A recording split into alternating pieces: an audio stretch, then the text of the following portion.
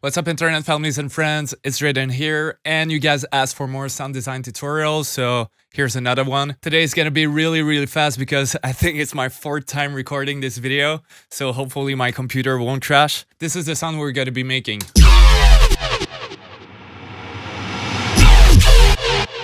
Also, if you're not already following me on Instagram and YouTube, I would appreciate if you do so. With that said, trailer. History deleted.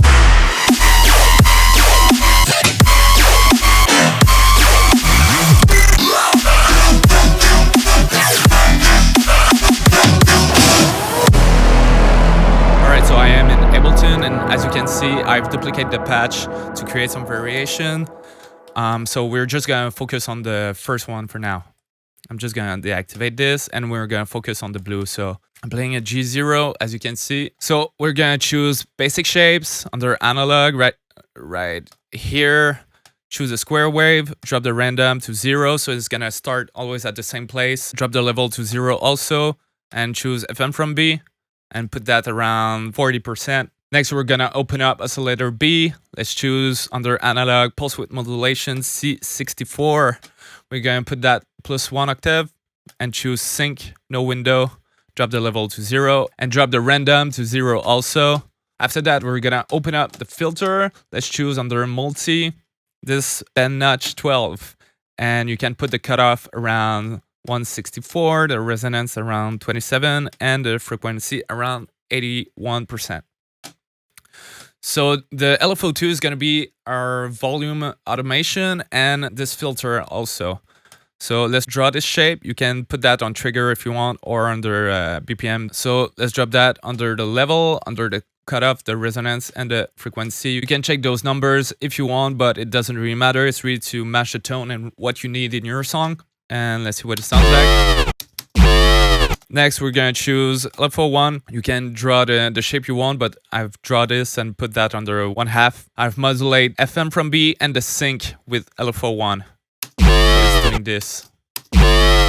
Next, under the effects section, we're gonna turn on the hyper, put the rate around 50% and the detune also at 50%. Crank up the unison to 7, put the mix around 16, and you can put LFO2 also around 24. So this way, the bass is gonna be mostly mono at the start of the sound, and following this LFO is gonna open up and then close. Same principle for this size. Well, the mix of the size, you can put it at 0 or 1. I always keep a really small size, because if you crank it up, it starts to sound like weird. So keep it low, put the mix at 0, and you can crank that to around 20%. Next, distortion. It's adding a lot to the sound, as you can see, but we're gonna take it off right after. So I've choose linear fold, I guess. Put that on pre. I've put the frequency around 240 and modulate that with LFO2, like 50%, 60%, something like that. I've put the drive at 4 and I've modulated around 9 or 10. Right, next, open up the filter, choose the COM under the miscellaneous. I put the cutoff around 61, resonance around 17, and a mix all the way up. And I've modulated that with LFO3, put that under envelope, so it's just gonna be triggered once. So I've modulated that around 25. Next, I've put an EQ. The EQ is just to help with the talking characteristic of the sound. So you can put a bend at around 100%, crank the gain 18, and the other one is around 3K, and I've reduced it 15 dB. The Q is around 50, and this one on around 40. I've modulated that with the LFO2 also, so it's really gonna follow the volume and the same envelope as this bend notch. Finally, we're gonna put OTT. I don't think I've touched anything except the gain. So this is what we have. And there's 2 LFOs, I think. Yeah. Okay, so for this one, this is the master tune. So we're gonna go under the matrix. You can sort all the LFOs right here if you click on this small arrow. Sort by source. Boom. So this way it's all sorted. Choose LFO4 right here. We're gonna choose under global master tune, and we're gonna put that on 19 right here. And 19 is exactly an octave. Okay, so make sure this little arrow is bipolar. So this way, this LFO in the middle is going to be the note you're playing. If you're doing this, it's going to be +1 octave, and like that, it's going to be -1 octave. Okay, so we're going to draw that shape.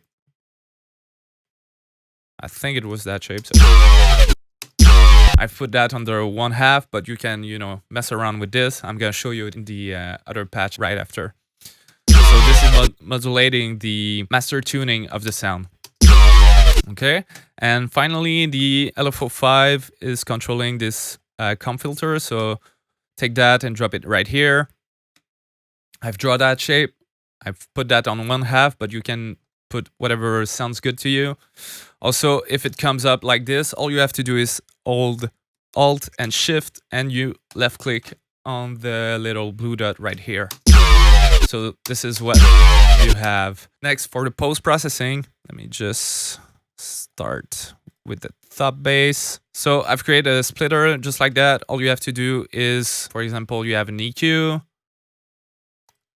So you group that, so it's Command G. You click right here, right click, and create chain. So this way you can have multiple signals coming in and treat them differently. All right, so I cut all the lows and I've reduced this frequency because I thought it was annoying. Next, I put some erosion. Erosion is a really good tool if you have a lack of high frequency and you want to bring that up. So I put that under white noise, a small amount. You can copy those settings if you want to. Next, I've put an OTT. I think it's the regular OTT, yeah.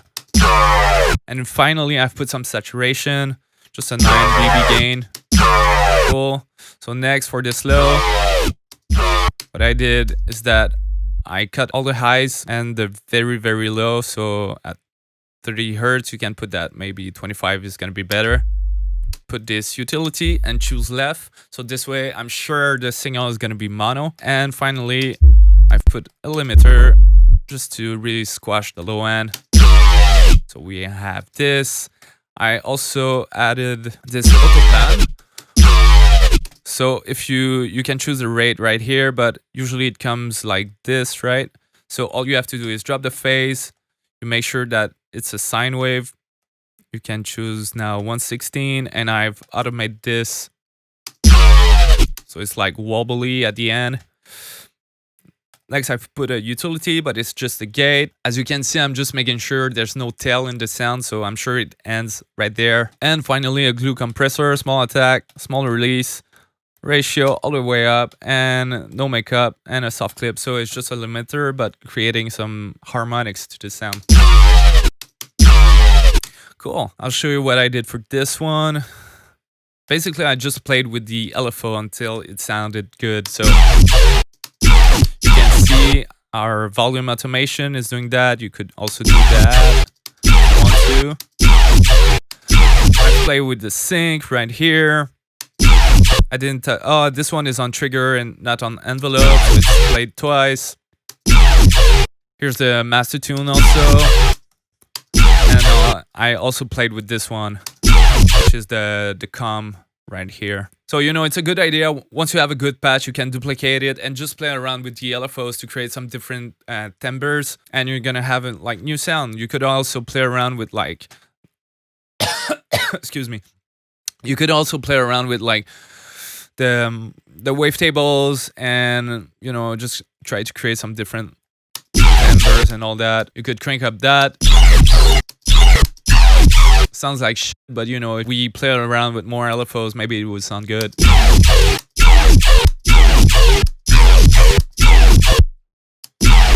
And finally, to create that reverse effects, there's no short way to do that. So what I did is that you open up an audio track, you click right here and receive from the main source. Record that. This is what I did right here. But once you have that, you just remove this. You're gonna go under the sample and reverse it. Boom, it's reversed. Next, all you have to do is apply a reverb onto this track. I did a 100% wet, like a 4 or 5 second delay. Put that on high and just record it. Once you have that, well, you can just reverse it and you put that just like that.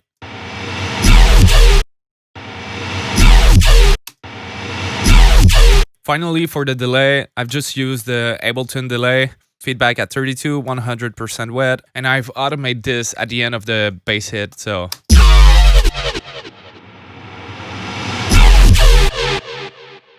So that's it. I hope you've learned something. If you have any requests for the next tutorial, please write them down in the comment, and I'll see you in the next video. Peace.